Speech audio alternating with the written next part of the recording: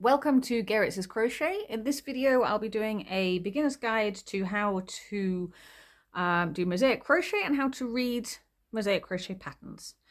So here on the tablet we have open in an app called Knit Companion, the current design that I'm working on.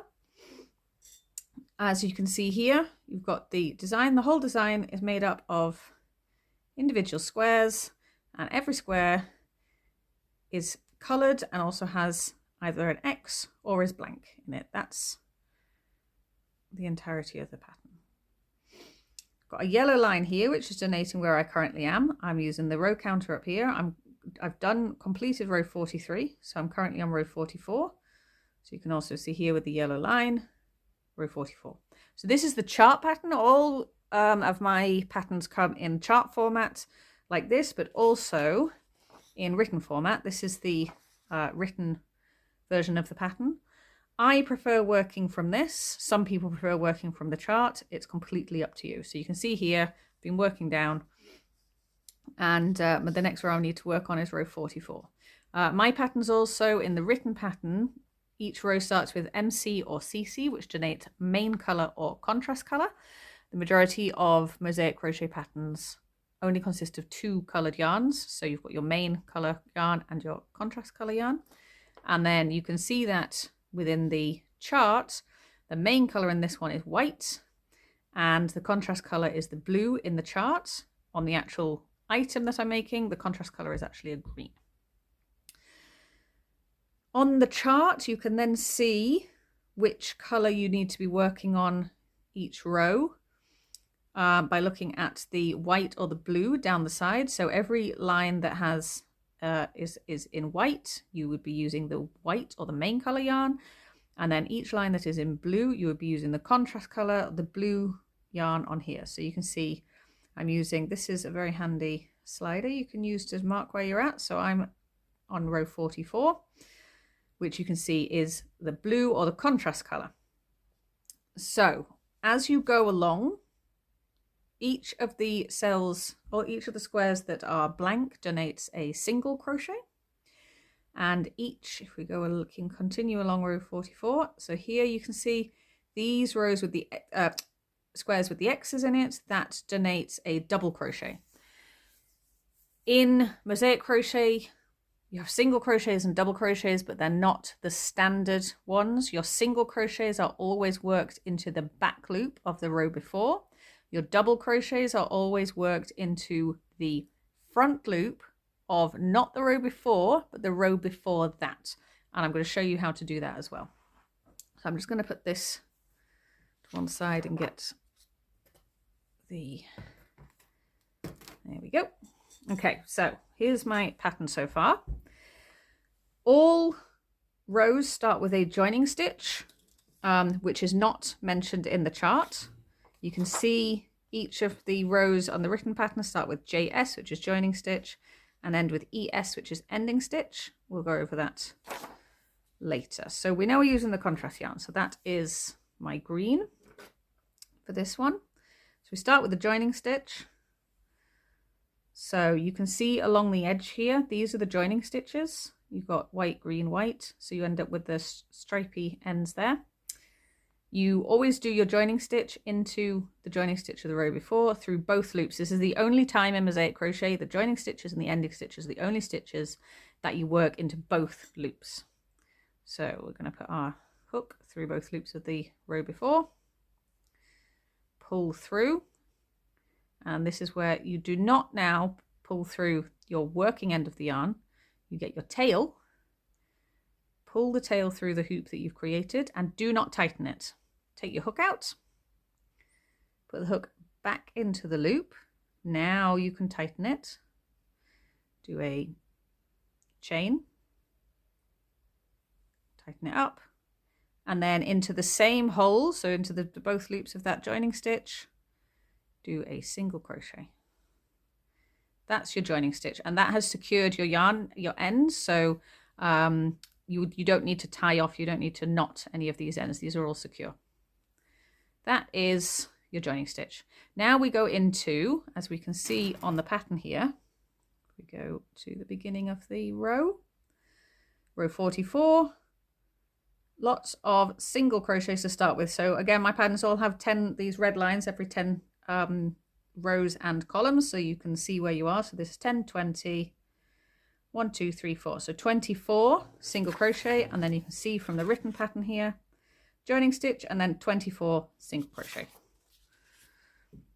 So 24 single crochet it is. So as I said, the single crochets are not worked through both loops as they normally would. They are worked into the back loop only. So this is your front loop, this is your back loop. Into the back loop, single crochet, back loop, single crochet. And as you do that, you will see at the front, that's 5. These are your front loops that sit on the front here. So if you once you're doing double crochets, you can work into these. So these are what you're creating to work into. So we'll continue with 1, 2, 3, 4, 5, 24.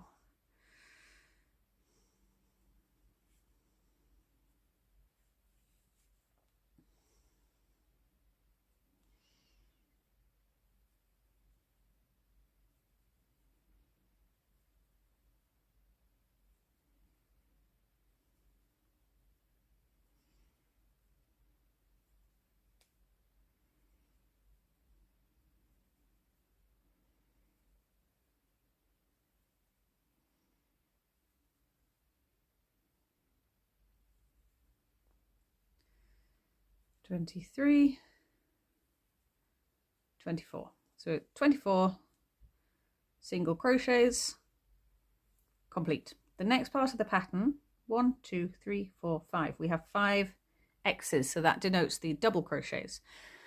So double crochets, as I said, are not done. So the row before the one we're currently working in is the cream color here.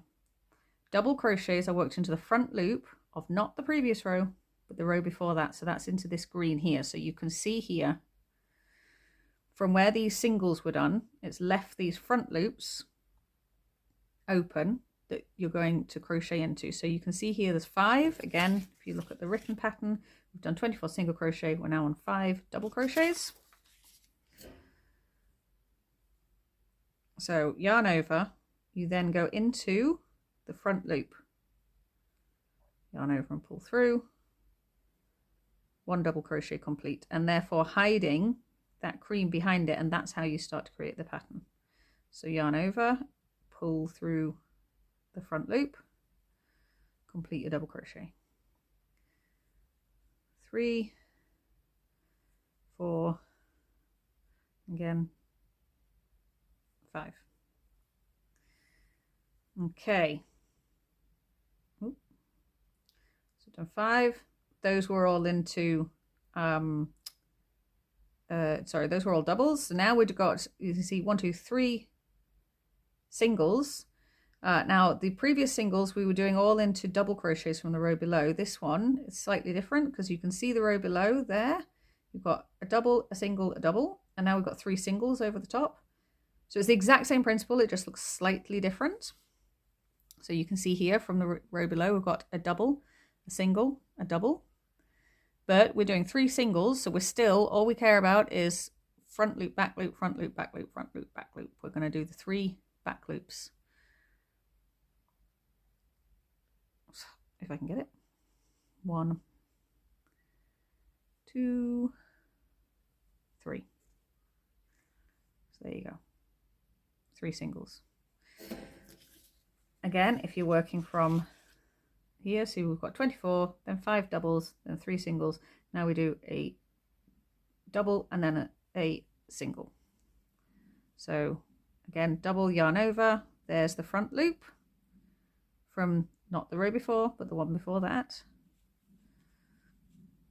And then a single into the back. And that's it. It's literally those 2 stitches. So you can create these amazing patterns that look really complicated and really impressive. It's actually quite easy. Now I'm going to complete this row, and then I will show you how to do the ending stitch. So watch this space. So 22 double crochet.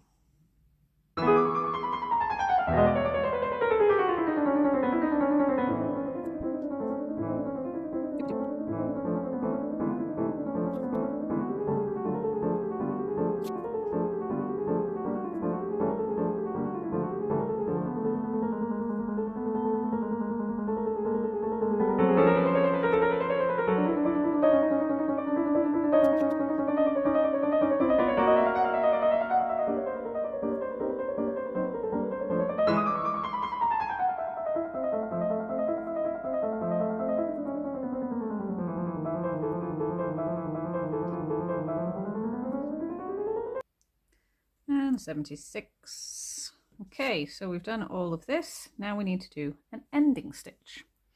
So again, similar to the joining stitch, you can see all the ending stitches down the end. This again is worked into both loops from the ending stitch the row before. Now an ending stitch consists of a single crochet and a chain. So you can see here you've got the single crochet in these two loops here, and then you've got this little bit here, which is the chain. You're going to work into the two loops here, so the next loops after the last stitch you've done on the pattern. So for the ending stitch, through both hoops, complete a single crochet, tighten, and then chain, and you're finished. And I have no scissors. Good planning. Here we go.